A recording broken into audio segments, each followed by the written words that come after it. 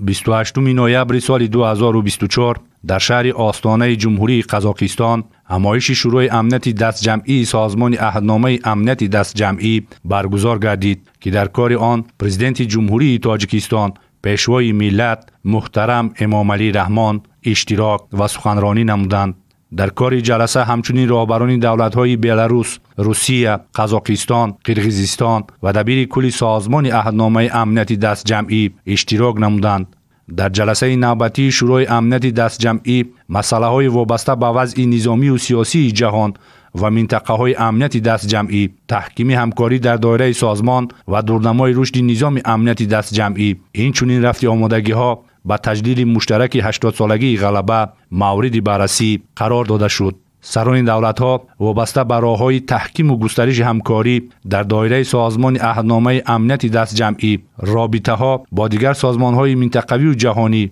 و نقشه چاره‌بینی‌های سازمان در سال 2025 تبادل افکار نمودند. سرور دولت تاجیکستان محترم امامعلی رحمان در آغاز سخنرانی با پرزیدنت جمهوری قزاقستان قاسم ژامارت توقایف برای استقبال صمیمی و سطح بلند تشکیل چاره‌بینی اظهار سپاس نمودند. سرور دولت ما توجه اشتراکداران جلسه را به تأثیر منفی شدتیابی وضع حربی سیاسی منطقه و جهان به کشورهای اعضای سازمان عهدنامه امنیت دست جمعی جلب نموده اظهار داشتند که همه مسئله های روزنامه امروزه واقعیت کنونی را انعکاس میکنند و ما جانبدار قبول قرارهای مناسب دایر به آنها می باشیم. در ادامه محترم امامعلی رحمان برای دستگیری از تصمیم درباره تصدیق برنامه بین دولتی هدفمندی سازمان عهدنامه امنیت دست جمعی عاید به تحکیم مرز تاجیکستان و افغانستان اظهار سپاس نمودند. در فراورد سخن سرور دولت ما